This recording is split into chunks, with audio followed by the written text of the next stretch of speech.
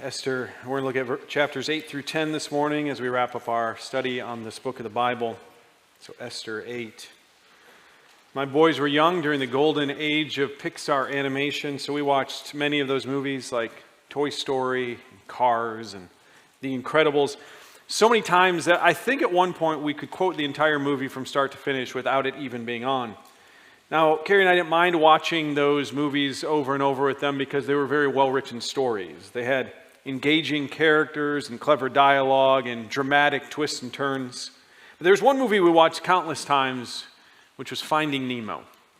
If you've never seen Finding Nemo, you need to watch it this afternoon. That's your assignment. But I can explain the plot in one sentence. A clownfish who isn't funny, named Marlin, crosses the ocean to rescue his son Nemo from a life of captivity in a fish tank. It's exciting, it's funny, it's heartwarming, and it has the key element that every great story has. It has a dramatic reversal. A good story solves a problem. So if a story introduces a problem but it doesn't solve it, we probably don't watch that movie a second time. The young Jedi has to defeat the powerful emperor. The small hobbit has to take down the mighty sorcerer. The knight has to slay the dragon. So in Finding Nemo, the dad has to find his son. And he does. It's great. But the best stories have layers, which means that there's usually more than one reversal. So the most obvious reversal is that Marlin finds Nemo, but Nemo isn't lost at the beginning of the movie. And so in one sense, that's not the biggest reversal. The movie opens with Nemo with his dad, but their relationship is strained. And so the biggest reversal may not be him saving his son's life. It's the closeness of their relationship after all the difficulty they've endured. Partway through the story, Marlin meets a fish with amnesia named Dory. She provides great comic relief. But by the end, her relationship with Marlin has helped her begin to recover and restore her memory. This is another reversal.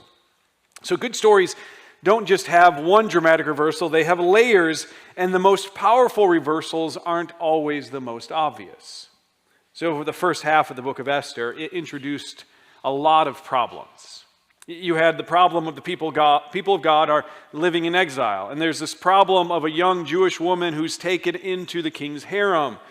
There's the second in command in Persia who hates this faithful Jew named Mordecai. And then the king approves a plan to exterminate all the Jews. And then Esther has to risk her life to see the king. So there's all of these problems in the book. So far, we've seen one reversal. Haman has had his fortunes reversed. He went from second in command of this mighty nation to being impaled on a 75-foot pole. But that's not the only reversal.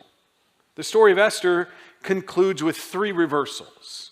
And these reversals, they serve to make the story interesting, but more than that, they teach us lessons. Lessons about God, lessons about His people, lessons about the way that God works.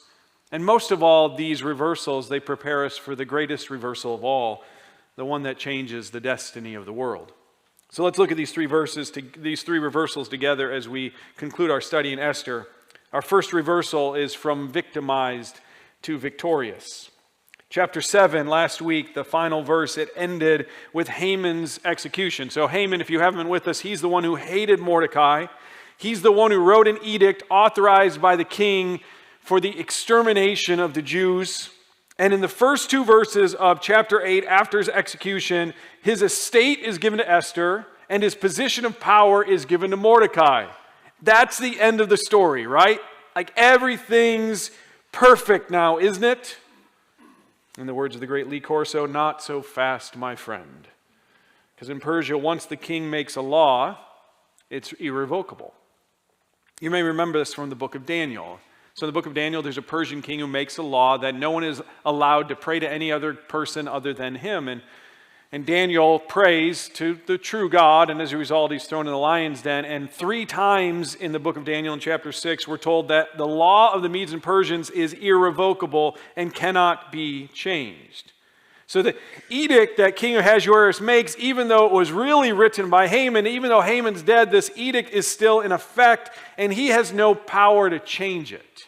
He can't just wave his mighty scepter and boom, it vanishes.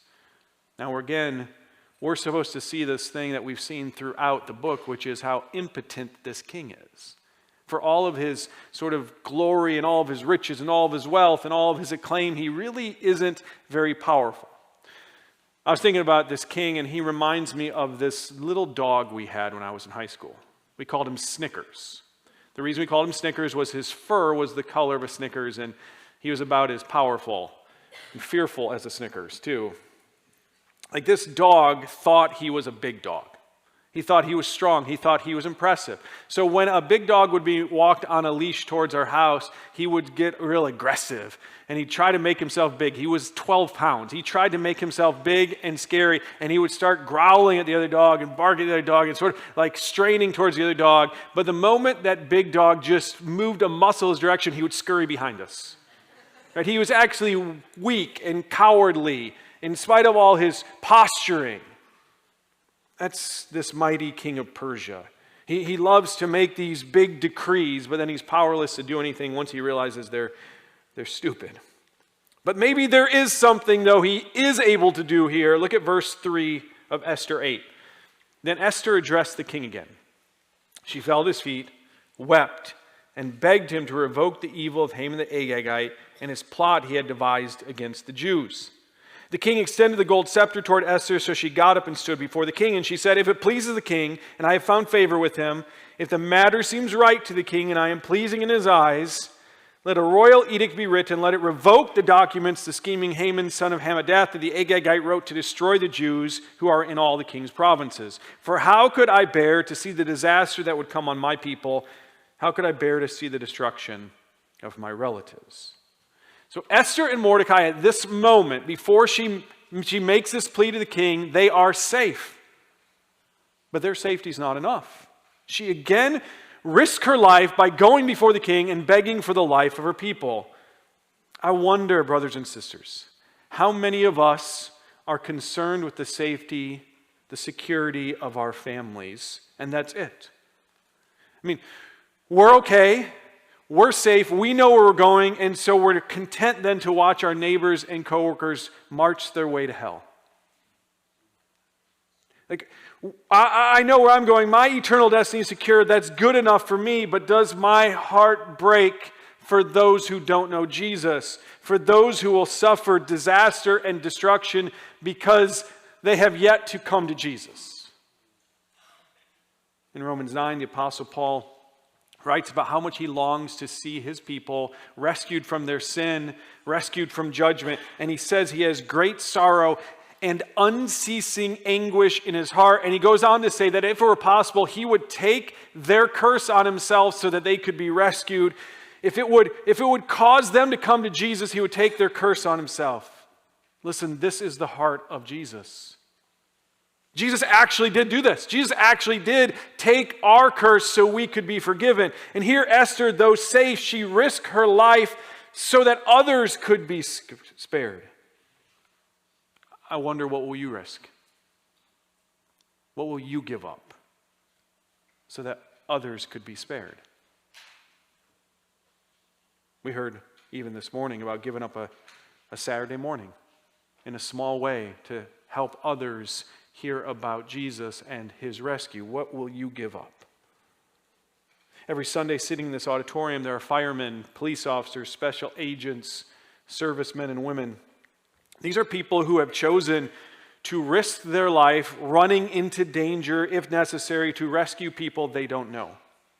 And we think about their sacrifice, we admire them, even on a weekend like this, Memorial Day, where we remember those who really did offer their lives for others, for the safety of others they don't know. As kids, many of us wanted to be like them. How many of us actually wanted to be, as a kid, in the jobs we're in now? We all wanted to be like, we wanted to be in the army, or be a policeman, be someone who's noble and brave and selfless and heroic, who offers their own life to save someone else. Listen, we have that opportunity. But it doesn't look like running into a burning building. It doesn't look like walking into the king's throne room. It probably looks like striking up a conversation. It probably looks like inviting someone over for dinner. It probably looks like maybe standing on a street corner cheering people on as they run a race, or handing out food to those who are needy, or asking someone real questions about the state of their soul. But these things are not less brave. In fact, we're told in the letter to Jude that when we do this, we are snatching people from the fire. Here in verses 7 and 8, the king authorizes Mordecai, due to Esther's actions, her selfless actions, he authorizes Mordecai to write a new law that allows the Jews to defend themselves against those who would attack them. And then in verses 9 through 14 of chapter 8, we find this step-by-step description of this law being written, and then it's sent out to the entire kingdom, authorizing the Jews to do exactly to their enemies what had been authorized about themselves. It's fascinating how, if you read it, you get a sense of deja vu, because the language of the new law, it perfectly reflects the language of the old law. Every detail in the old law is being reversed in this new law. And this assures us that God never overlooks anything. That God doesn't forget. Even when you believe with all of your heart that nobody knows that thing you're going through, nobody knows that thing you're struggling with, God does. God sees every single tear, even the ones that don't quite fall. Now, this good news of salvation, in verse 9 we're told, is sent out to all 127 provinces, from India to Egypt, and it's written, look at this, it's written for each province in its own language and to the Jews in their own script and language. Now, why does this matter? Why does it matter? Why are we told that it's written to every single group in their own language and script? Here's why it matters: because they have to understand it. In order to be saved from destruction, they need to know exactly what the king has said. Isn't this why Christians are passionate to translate the Bible into languages around the world? Because we want people to know what the king has said. We want the message of the king's salvation to go to every person in a way they can understand it. Two of our members, Timothy and Winnie Fisher, they live in Dallas right now. They're studying Bible translation with the goal of being sent by this church to a place where people don't have the good news of the king's salvation in their own language. And so we need to be prepared when the opportunity comes to send them well. So this good news goes out to everyone. Now in chapter 9, the story jumps ahead 9 months. It jumps ahead to the day when both of those edicts go into effect. So you have the first edict, the first law written by Haman, which is the destruction of the Jews. That goes into effect. The very same day, the second law, written by Mordecai, authorizing the Jews to defend themselves, it goes into effect. What happens next? Look at verse 1 of chapter 9. It says this: the king's command and law went into effect on the 13th day of the 12th month, the month Adar. On the day when the Jews' enemies had hoped to overpower them, just the opposite happened. The Jews overpowered those who hated them. In each of King Ahasuerus' provinces, the Jews assembled in their cities to attack those who intended to harm them. Not a single person could withstand them. Fear of them fell on every nationality. So the victims have become victorious. And then verses 5 through 17 of chapter 9, they describe this victory in more detail. I just want you to notice a few things. Notice that the king's decree gives the Jews the right to annihilate, kill, destroy all of those hostile to them, including women and children, and to take their possessions as spoils of war.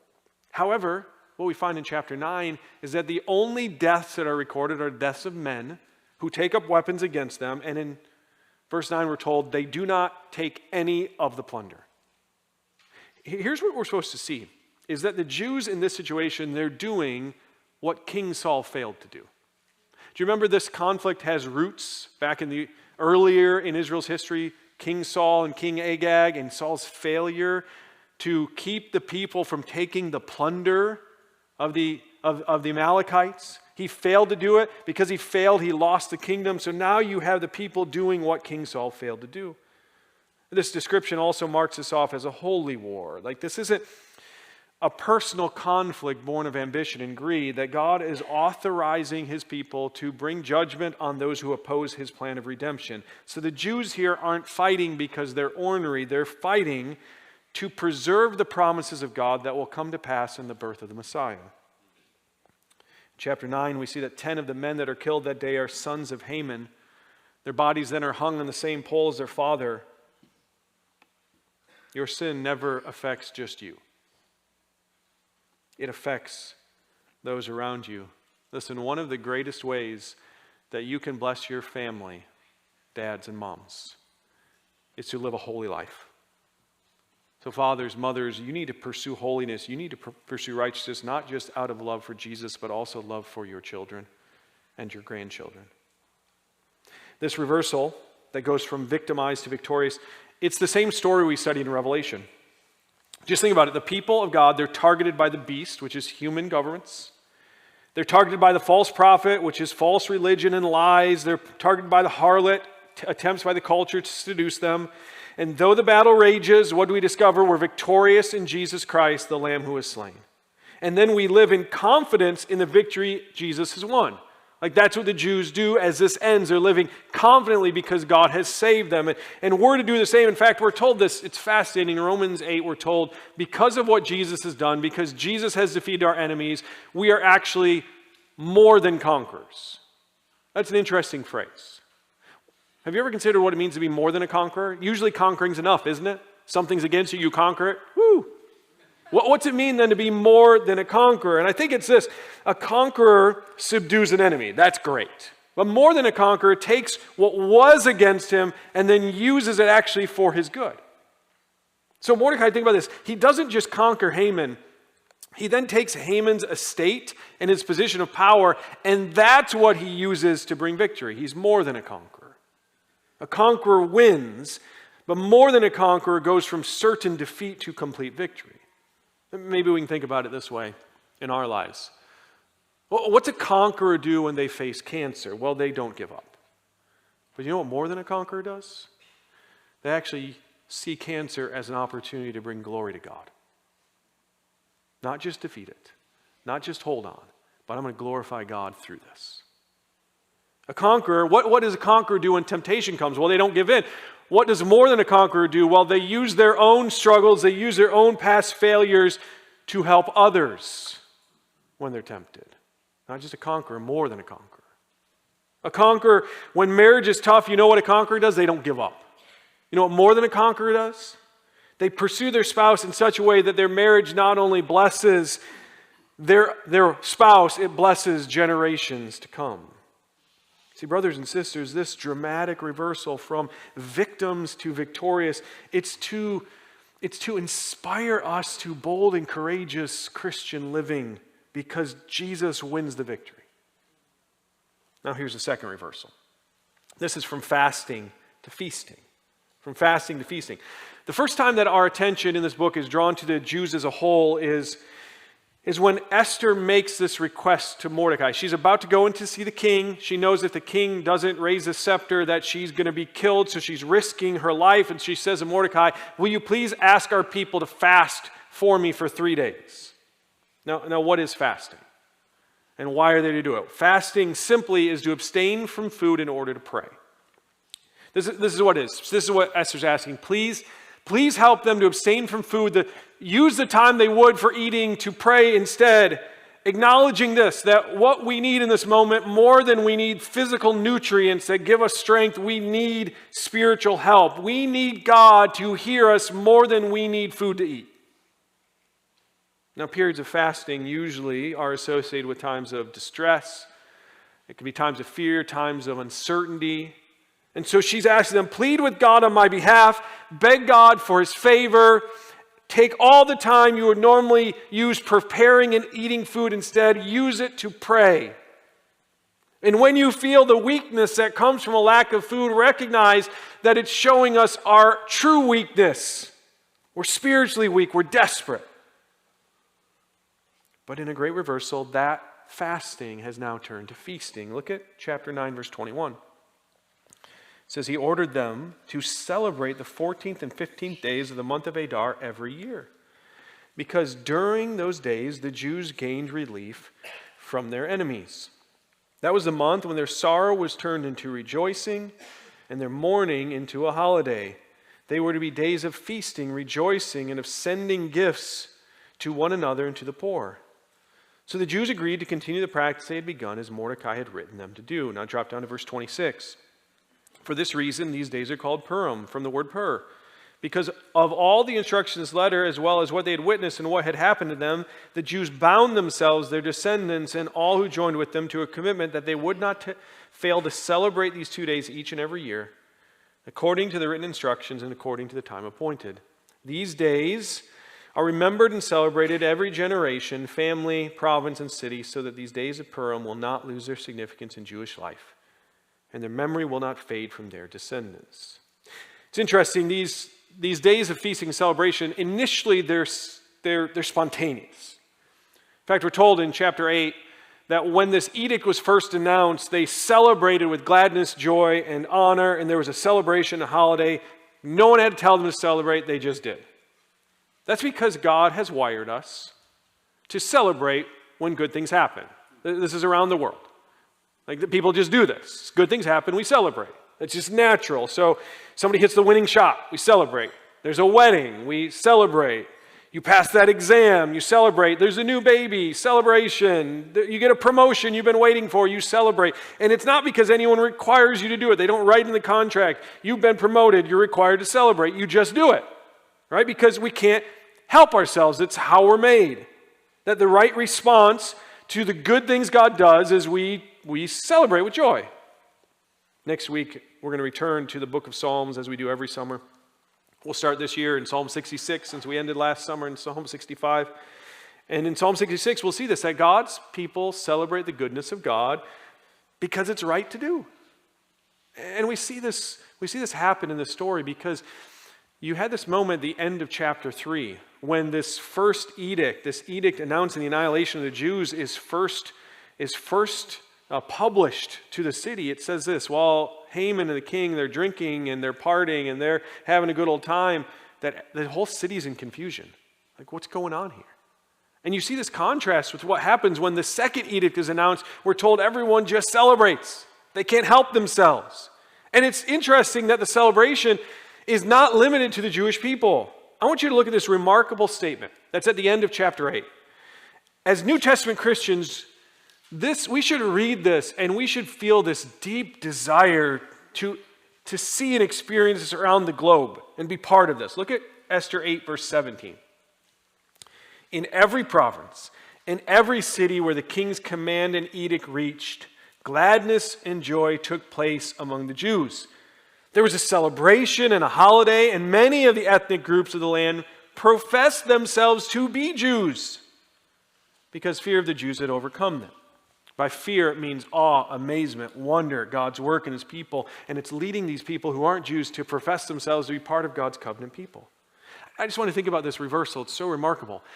Earlier in this story, the people of God, they're tempted to deny their identity so that they can avoid persecution.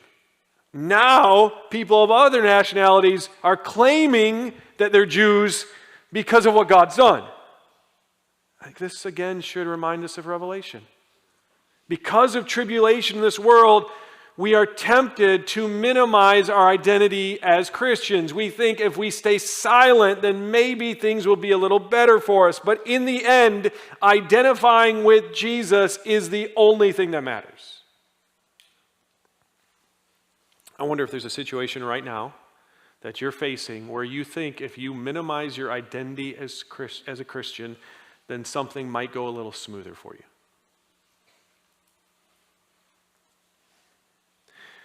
Are you afraid that if you were to be bold, it could be counterproductive? Maybe there's a promotion that if they realize you actually believe the Bible, that you would lose out on it. Or maybe there'd be some friends who would sort of push you away, put you at a distance if you refuse to join them in their sin.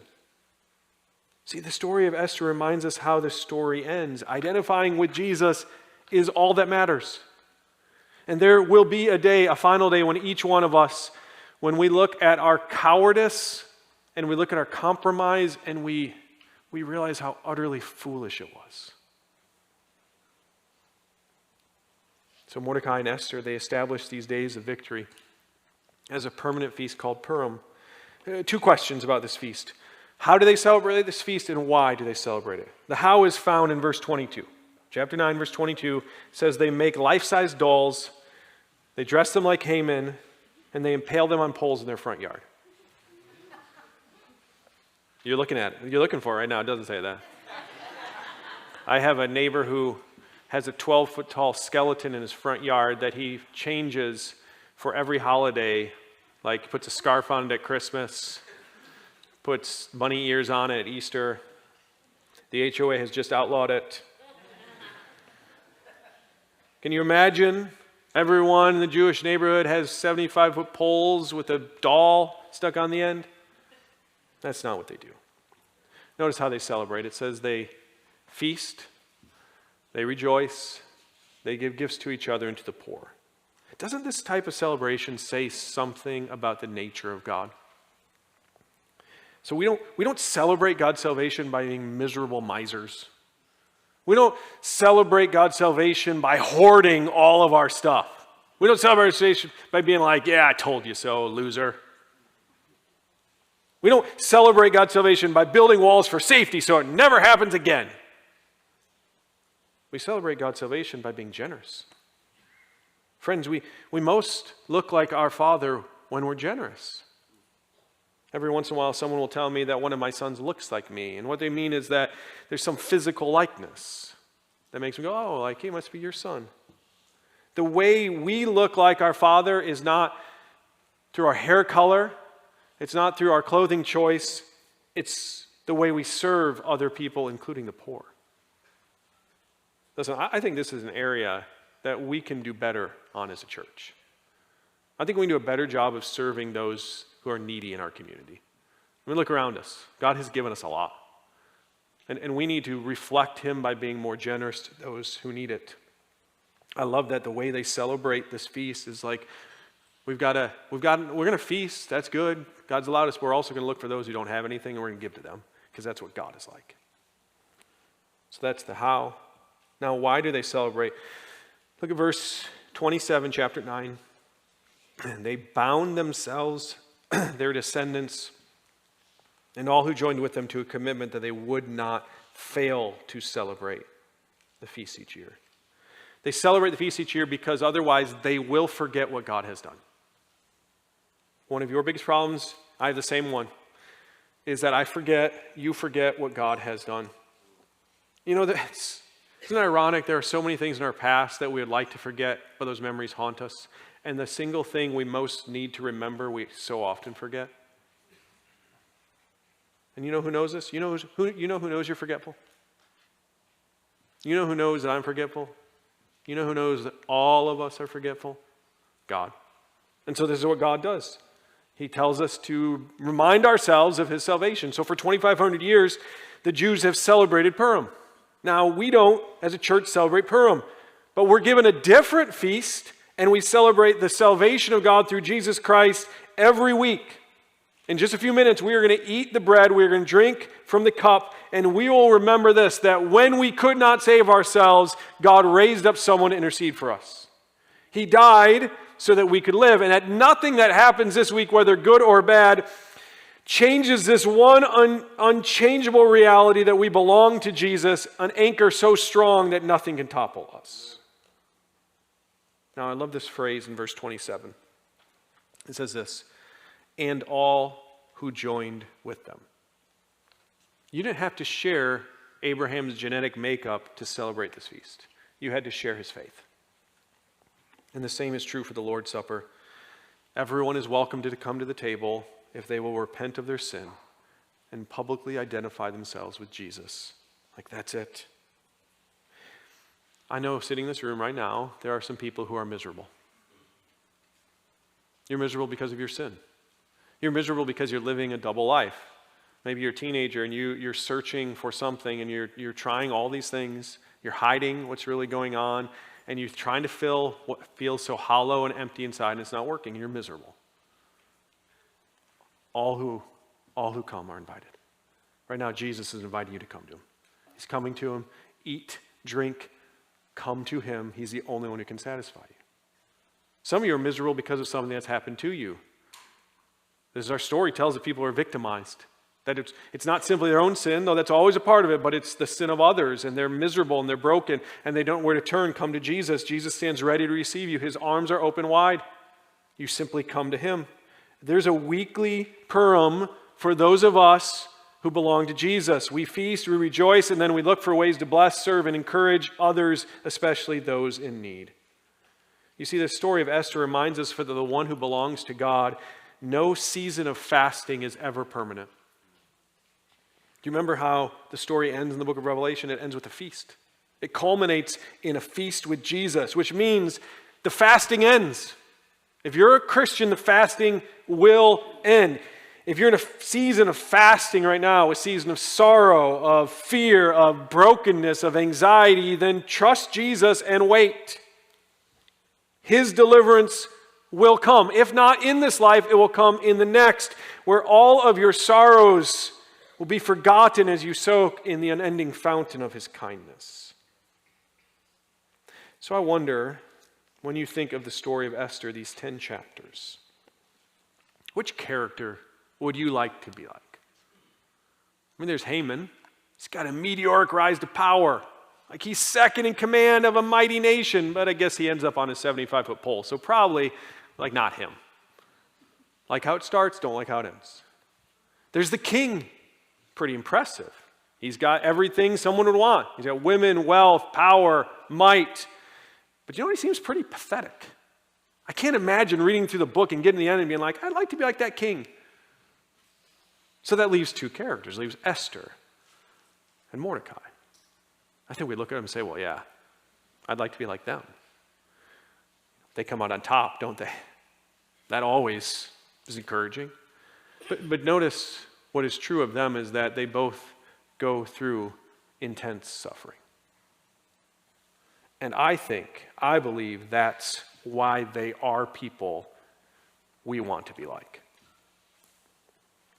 Years ago, I was asked a question. I don't remember if it was in a book, a sermon, a conversation. I don't remember. But it's a question that resonated with me. I was asked, do you want to be a weighty old man someday? This wasn't asked by a nutritionist or a personal trainer. That's not what they meant. What they meant was, like, do you want to have a seriousness, a soberness, a gravity? Do you want to have lived a life that accounts for something that matters? Do you want to be that kind of old man one day? Of course. Of course I do. Then you will have to suffer. That's what they said. You will have to suffer. Friends, walking with Jesus through suffering produces a depth that cannot be manufactured any other way. You know how I know this is true? Because the Bible tells us. James 1, Romans 5, Romans 8, but also because I've seen it over and over. I've seen it in Diane Gould, who has walked with Jesus through the death of a son, through the long decline of her husband. Last week, we visited Betty Berger in Nashville. We went there to encourage her. Guess who left encouraged? I heard it from Don, who told me that he needs to suffer well with his cancer as an example for the church.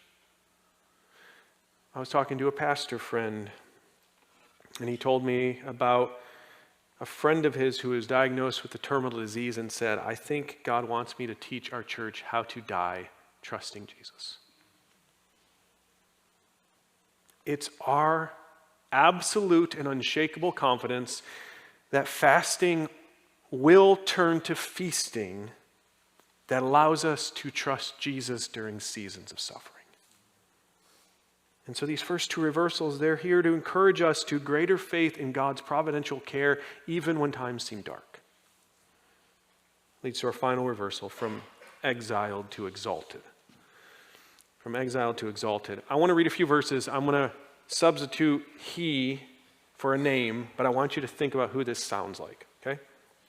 He went from the king's presence, clothed in royal blue and white, with a great gold crown and a purple robe of fine linen.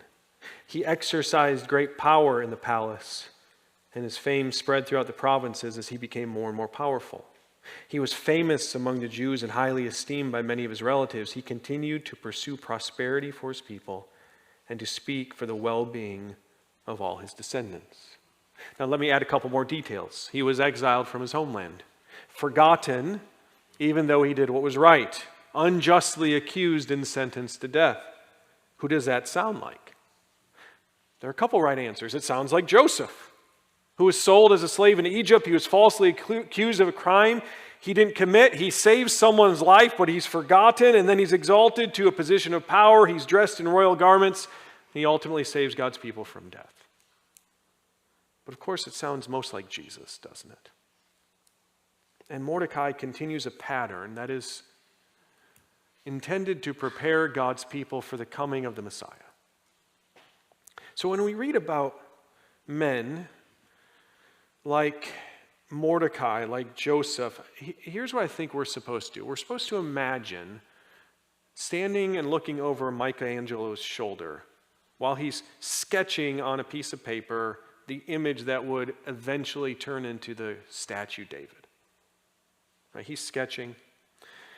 And we might ask ourselves, how similar does this sketch on a piece of paper look to the 16-foot tall, carved out of granite statue of David? Well, I think it's similar enough that we can recognize the artist who made the sketch as the one who carved the statue. Maybe also we can recognize the statue from the sketch. But that doesn't mean that they're the same. Like, no one would travel that far to see a sketch on a piece of paper. You want to see the marble statue. You want to see how glorious, how majestic, how powerful. But there's a connection, but there's a difference. When we read about Mordecai, when we read about Joseph and David and Daniel and so many others in the Bible, we're to see them as sketches. They sketch a few details for us. They sketch the detail that God reverses things through the gospel. Each sketch reveals that we desperately need to be saved, that we're in a mess of our own making, that it's our sin, it's our failure to keep God's law, our stubborn rebellion that has led to our exile from our true home, that we have this adversary who's seeking to destroy, kill, and annihilate us. And what can we do to fix it? We look at the sketch. Nothing. I can't do anything to fix it. I got all these problems. And I got no way to solve it. But we look deeper at the sketch and we see that God has to do something, that God has to put someone in place to intercede for us. And we see it in each sketch. There he does. There's someone who offers his life so I can be spared. There's someone who takes my death sentence so I can be forgiven. There's someone who's exalted to rule and reign. There's someone who is now pursuing my ultimate prosperity and well-being. You see, the reason the people of God went from victimized to victorious, from fasting to feasting, is ultimately because Jesus was exiled on the cross and exalted in the resurrection. And he now sits at the Father's right hand, pursuing our prosperity and well-being. So brothers and sisters, read the story and see Jesus. Worship him. Respond to Jesus like the Jews who'd been delivered. Remember, rejoice, and be generous, for salvation has come. Now, one of the ways the sketch doesn't quite show us how remarkable the final masterpiece will be is that in the sketch, this salvation is temporary. But not in the masterpiece. There it's eternal. Because really, almost in a comic way, you have this king who keeps making these unbreakable, irrevocable decrees, and he gives someone a signet ring and they seal it. It's like that can never be undone until he does a new one. But think about our story. Christian, we have been sealed with the signet ring of the Holy Spirit, and nothing can ever undo that decree. No power of hell, no scheme of man can ever pluck me from his hand.